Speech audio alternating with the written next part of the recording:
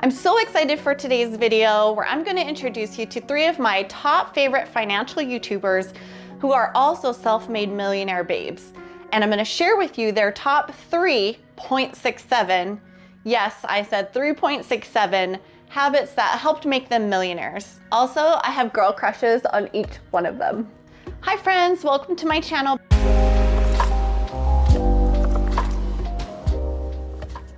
Hi, I'm Kristen. I talk about everything personal finance, personal development, and business to anyone who wants to elevate and take their life to the next level. If this content sounds interesting to you, go ahead and subscribe below.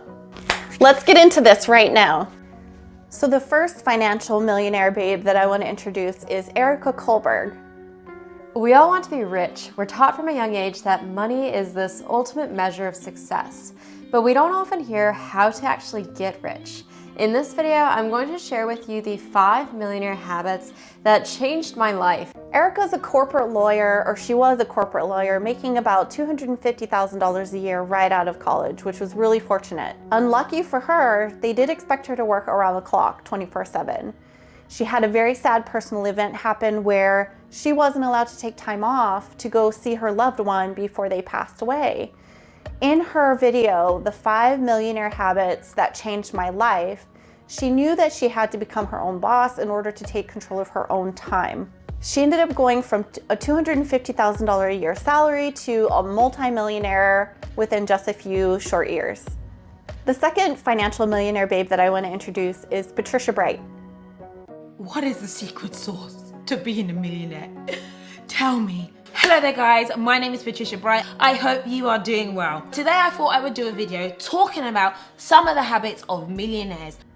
Patricia has actually been around for about 10 years now, and she's known to be a fashion and beauty influencer. She actually has a separate channel called The Break, and if you haven't watched her content, it is so funny. I really love how real she is. In her video, The 6 Millionaire Habits That Made Me a Millionaire, shocking. I admire how she came from nothing and started her journey thrifting at thrift shops and worked her way up to a self-made millionaire. And she has a variety of different strategies, and she built her empire over time. Now, I'm not sure if her channel is still active. The last recent video that I saw was about 6 months ago, but the content that she does have on there is fantastic. And last but not least, I want to introduce you to my third favorite financial millionaire babe, Tseung. Hey guys, it's Sharon from Digital Nomad Quest, and today we're going to go over 11 millionaire habits that have changed my life. Sharon is the sweetest introvert, but she's as financially sharp as a double-sided sword. In her video, 11 Millionaire Habits That Changed My Life, I really admired how she talked about getting outside of her comfort zone, which I know is a huge challenge, especially for an introvert. I'll be linking all of their videos in the description below, so if you want to go check it out, please do so after this video. I can't help smiling when I talk about all of them. I feel like they've been my financial friends for a little while now. I saved the best tip for first, because why make you wait until the end? The best tip and first tip that I have that all 3 of these millionaire babes agreed on is failure. Be more afraid of not trying or regret. This is the most important tip, and that's why I'm mentioning this first. When Erica was introduced, I talked about how she quit her $250,000 a year corporate lawyer job. Now that was super scary and it was a huge risk, but her thought process was, well, what's the worst that could happen? I'd have to go back to my corporate job. She says, it was the scariest decision I've ever made in my life, but it turned out to be the best decision ever. It completely changed my life. Patricia talks about how you have to get really good at failure if you want to be successful, and that it's not anything to be ashamed of, and it's actually a badge of honor. Because you've gone through the process, you've failed, you've learned something, and you've gotten back on your feet. One of her favorite sayings is fail fast. Just fail, get it over with, and move on. She talks about how successful people are actually more excited about the success part than they are worried about the failing part. And Sharon is so great because she's an introvert, and she talked about how someone approached her to speak at a conference and she said no because she was scared. And then she was approached again by the same person and finally said yes. And she said it was one of the best experiences she's ever had. And now she attends masterminds and speaks at conferences and even putting herself out there on YouTube. She says as a content creator, you can get a lot of hate and a lot of judgment. And doing things that scare you and getting outside of your comfort zone is actually a recipe for success because it helps you grow. That's why I saved this tip for the very first. To me, this is the most important tip. Being afraid to fail really holds you back from everything that you want to do in life, and I'm no exception. It took me 8 years to start my business because I was so afraid of failing. Now, I started to change that mindset by telling myself I care so much about this business that I'm going to do a good job. I have no choice but to do the best job because I care so much. And I've started businesses that have failed. I've started businesses that have succeeded, and it's not even a big deal anymore. I'm more excited about what can I do next. Failing is a part of the journey, and everybody's new at something at some point, and the whole thing is just start taking baby steps to get yourself out there. So I really love this tip. Let's move on to the next one. Tip number 2 is surround yourself with the right people and right energy. All 3 of these ladies in each of their separate videos had talked about a quote from Jim Rohn. He's a motivational speaker, and he says, "You are the average of the 5 people you spend the most time with." So you probably know as well as anybody that you are greatly influenced by the people immediately surrounding you. So this could be your family or friends or coworkers. Patricia had talked about how she came from nothing and she started her financial journey and ended up working at a well-known bank. Now, from that well-known bank, she was able to get into an investment bank. She had no idea what that was. But because of the influence of her coworkers around her, she was able to be put in an environment that had like-minded, successful people. Patricia says, "I was surrounded with people who were moving themselves upwards. It's really important to expand your circle as much as possible to get a different mindset, be open to new opportunities, and surround yourself with people that have a mindset of success. This is really important." Erica, in her video, talked about having a social audit, and as an auditor, I'm so in love with this concept. But she said to start paying attention to people who drain you and start paying attention to people who lift you up and give you energy. And to drive this point home, Sharon mentions in her video to pay attention to the people who are bringing a lot of negativity in your life. Are they constantly complaining? Are they gossiping about other people? Are they putting other people down? Are they playing the victim? So pay attention to those kinds of people and maybe start to slowly cut them out of your life or stop spending as much time with them. And then start paying attention to and hanging around people who are positive and encouraging and kind and very genuine and lifting you up and elevating you. There's absolutely nothing wrong with putting boundaries in place and protecting your own energy. What I've found is when you start saying no to things that no longer serve you, you're saying yes to things that actually will benefit you and help you in the long run. And this does include people. The people that you surround yourself with, you should want to be like them. You should want to do the things that they do. You should want to live the life that they live. So look around at your inner circle and ask yourself, are these the kind of people that I want to be like? Are these the kind of people that I respect and I look up to and who inspire me? If the answer is no, maybe start to scale that back and start to look for other individuals that you can bring into your inner circle. The people that you are hanging around, you're most likely to become. You really just have to be very careful and very aware of who is in your inner circle.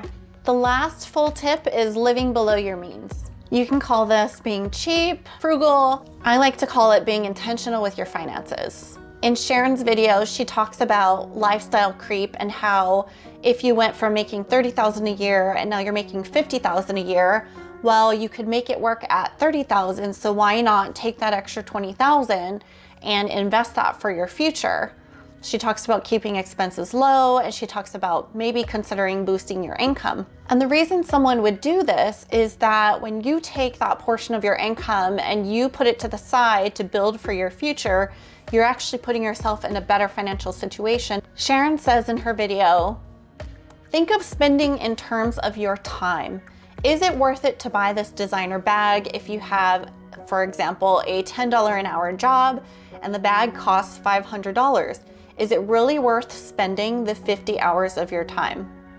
This is a really great tip, and it's something that I actually haven't thought of before, but another one of our millionaire babes, Patricia, said the same thing. Patricia talks about how wealthy people understand the difference between income generating assets, which are things that you own that actually make you money, and liabilities, things that you own that cost you money. An example of an income generating asset is something like an investment or a rental property, where that vehicle for saving is giving you additional income down the road with growth and appreciation, and or it's also contributing to positive cash flow, meaning you're getting money every month, just depending on what type of asset vehicle you are using. An example of a liability is, for example, a car. So you go and buy a car, and normally what happens is that car will depreciate each year, which means it's worth less and less and less each year. Now that's the normal situation. I know the past couple of years have been a little odd,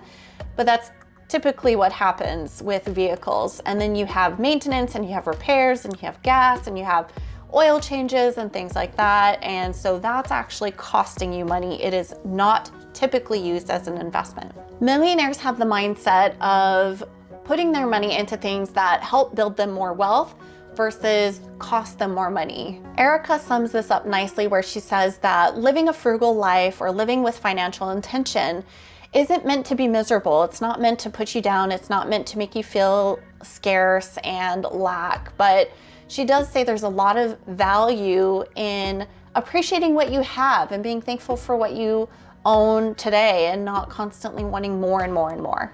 And to be honest, I've been there. I've been one of those people who are like, if I just had this bag, or if I just wore these clothes, or if I just drove this car, I would feel better about myself. And I put a lot of worth into what other people thought of me.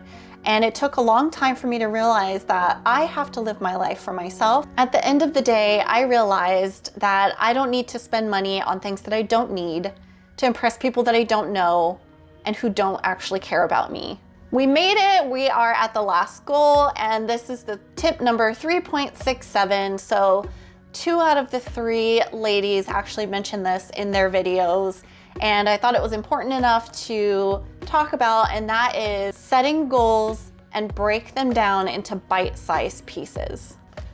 Sharon actually used a really good example. She said if you have a goal to get to $100,000, you actually can get really overwhelmed, and you have to break that down into smaller bite-sized pieces. So instead of how do I get to $100,000, it's how do I get to 50,000, and then break that down. How do I get to 10,000?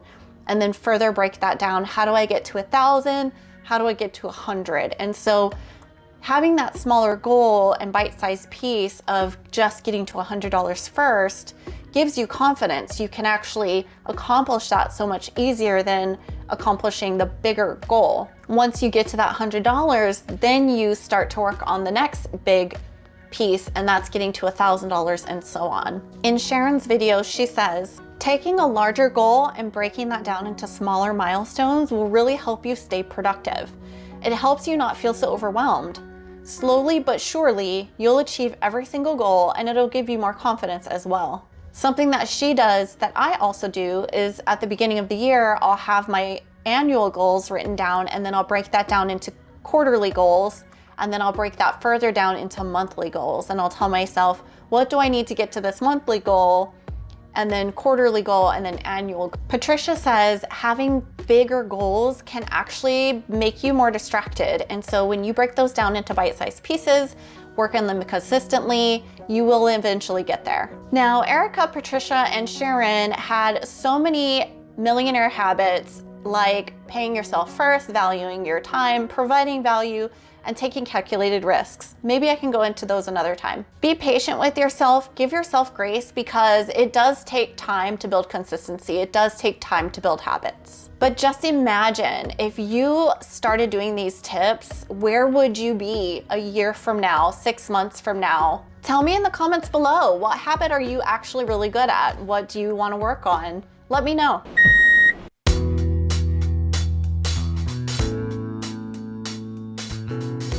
Testing, testing, testing. See if this does anything cool. Just gonna try this. Let's see. Does that look funny? Oh well, it's gonna be fine. It's gonna be fine. Okay, let's get into this.